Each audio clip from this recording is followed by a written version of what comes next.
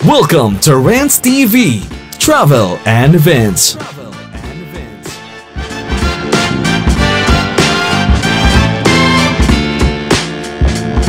Dito naman po tayo sa Redemptorist Station in Parañaque City. Dito mismo sa Asiana City.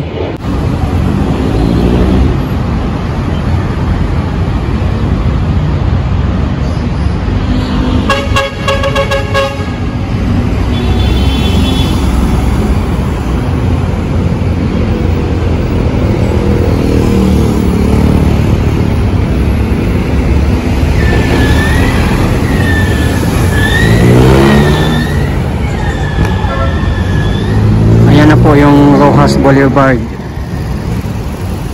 At doon sa bandang unahan, nandoon na po yung Redemptorist Station. Ito po ang update natin ngayon as of November 10, 2024. Ayan po, may dumating na train, third gen train set. Puspusan ang testing nila ngayon.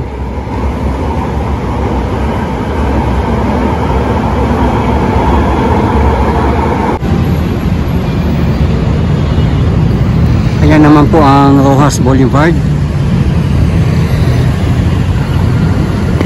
Dito po tayo mismo sa F. De Leon, here in Asiana City, Parañaque.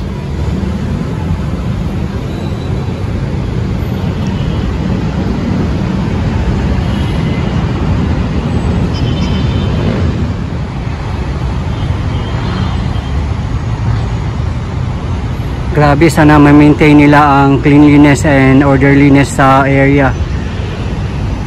Oo, maganda dito mag-walking, mamamasyal kasi hindi rin crowded. Yan o, at napakalapit pa sa Redemptorist Station. Sa mga deboto dyan, napakadali na lang pumunta sa Baclaran Church kung magsamba kayo. Very convenient na at may sarili pa silang overpass. Napakadali na lang tumawid.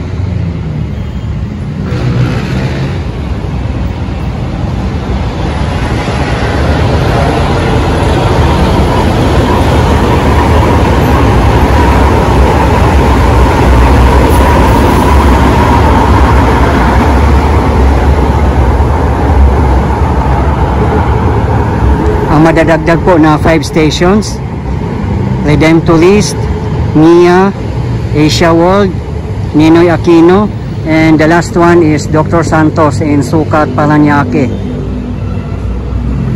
So 6 kilometers po yan. Nakaschedule na nga po itong mag-open this November 16, 2024. Ayan po, tuloy na po talaga ang pag-o-open ng LRT1 Cavite Extension. Puspusan ang kanilang pagtitest. Nandito tayo mismo ngayon sa Bladco Avenue, corner Maceda Street. Ayan.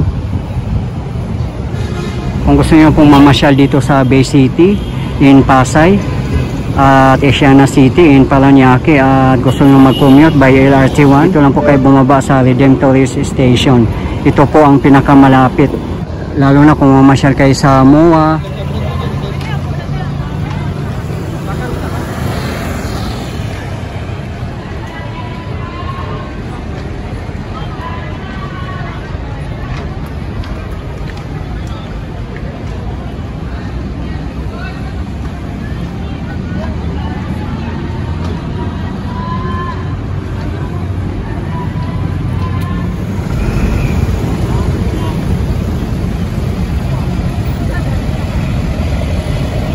Parkal Mall.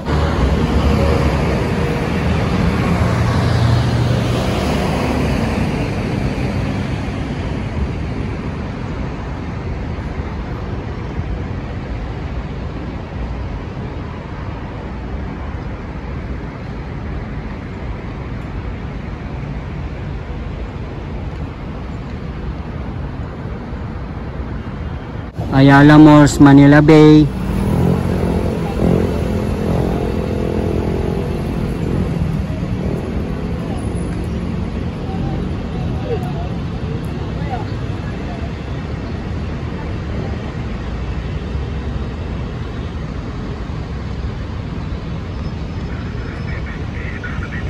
Soler, City of Dreams.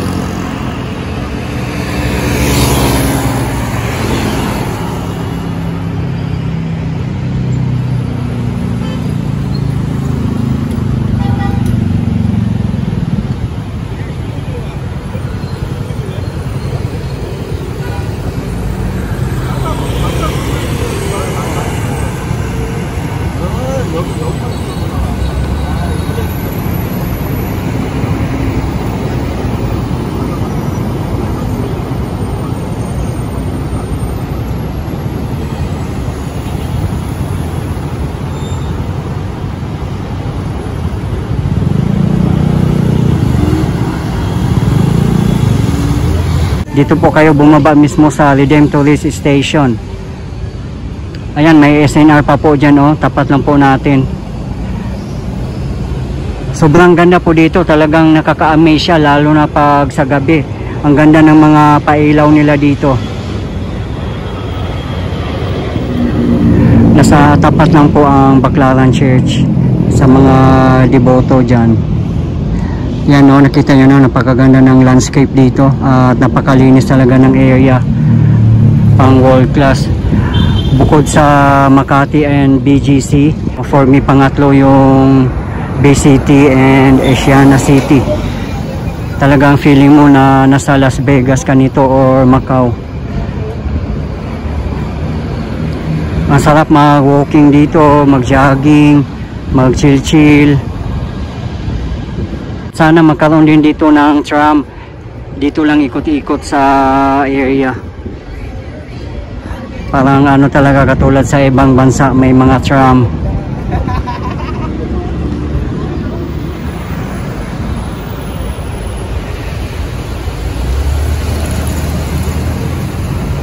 Ayan na po ang SNR.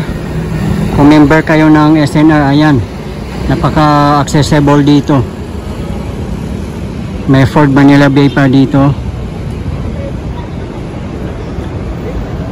Ayan lang po ang Redemptorist Station po, oh. Talagang pagdating ng Kapaskuhan nito, grabe, dagsa ng mga tao dito, lalo na yung mga taga Cavite. Talagang mag-boom lalo yung business dito sa Asiana City and Bay City.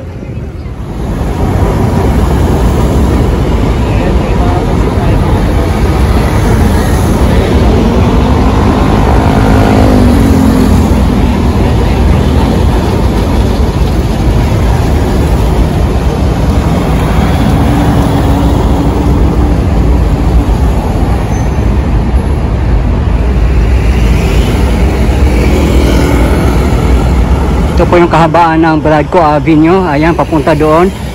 Dito po kayo maglakad papunta ang Parcal Mall, Ayala Malls, Soler. Dito, pwedeng dumaan dito. Pati MOA. Ayan, napakalapit lang din dito ang MOA. Lalakarin nyo, sobrang lapit lang po.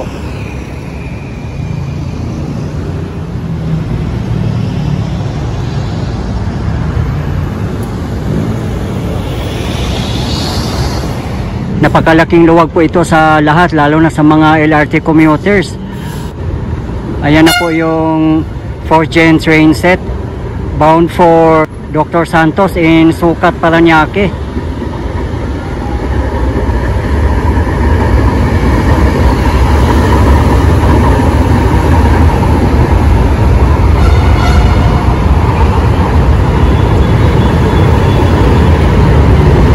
Ayan, nagsalubong po yung dalawang train.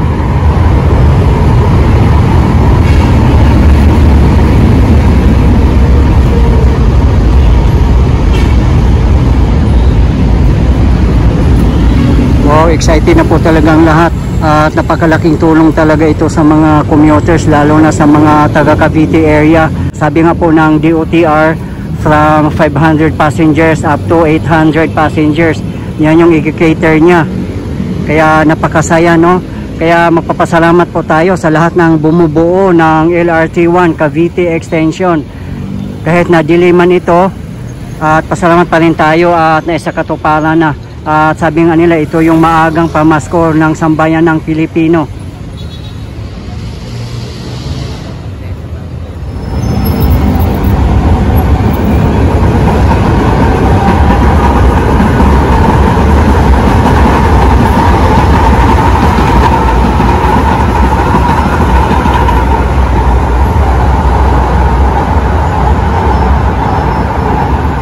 Ang Redemptory Station ay dito mismo sa Roxas Boulevard, corner Bradco Avenue, Parañaque City. Ayan na po.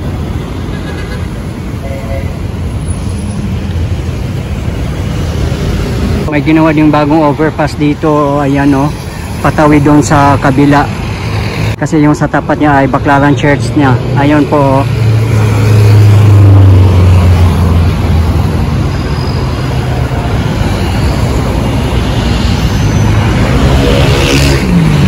Ang dami mga spaghetti wires dito, sana maayos din nila ito para maganda tingnan. Yan, dami mga ano dito, nag-i-spot ng train. Tuloy na talagang opening nito. This November 16. Dito po tayo ngayon sa Roxas Boulevard sa may overpass. Ayun po yung Redemptory Station. Yan po ang railway ng LRT1.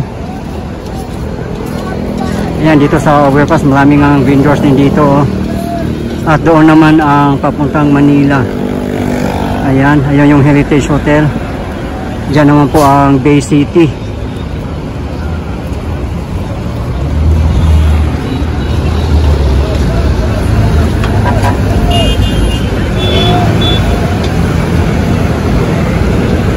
Yan po, marami po mga jeep dito, tricycle, bus. Ito po yung papuntang Cavite.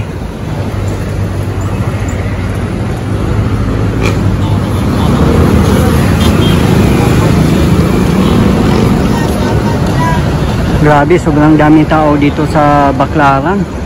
Yan o, mga vendors, mga sasakyan. Grabe.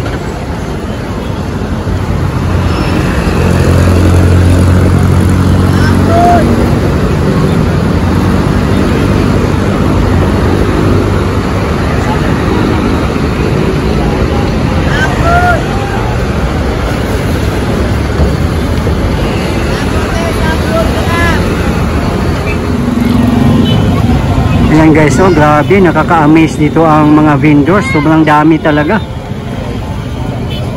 So ito na siguro yung mga bazaar nila for the upcoming holidays, kaya mas lalo pang dumami.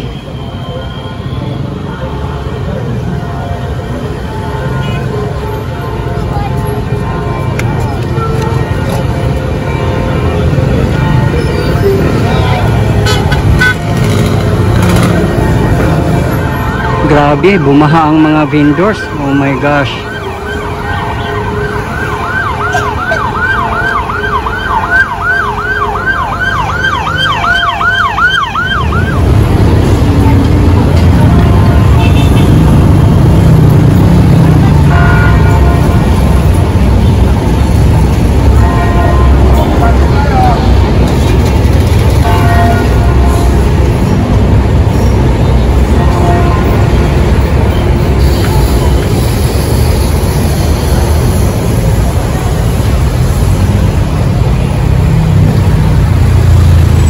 Po ang Baclaran Church sa tapat natin at sa labasan nga ng church, grabe ang daming vendors oh.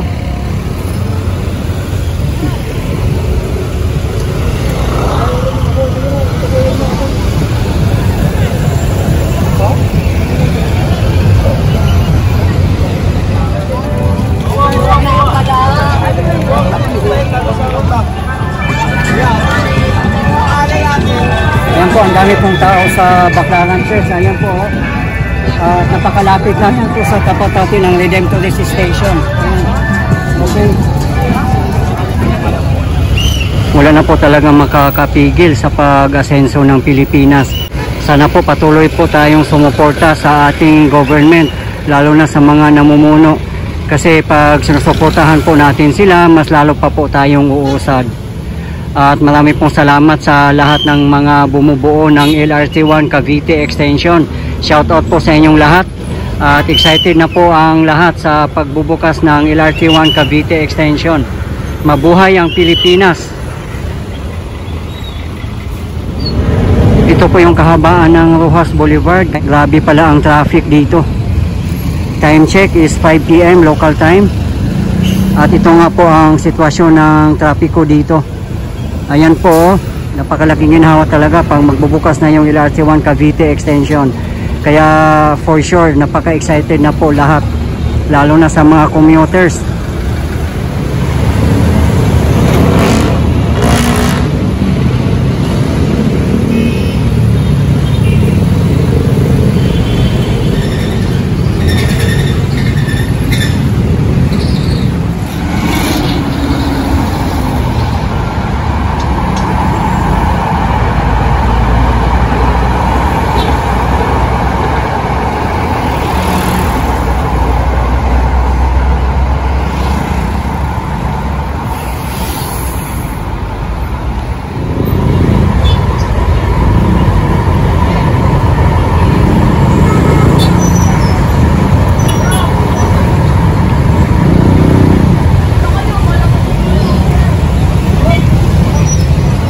Guys, marami pong salamat sa patuloy niyong suporta sa aking YouTube channel sa pamamagitan ng panonood ng aking mga videos.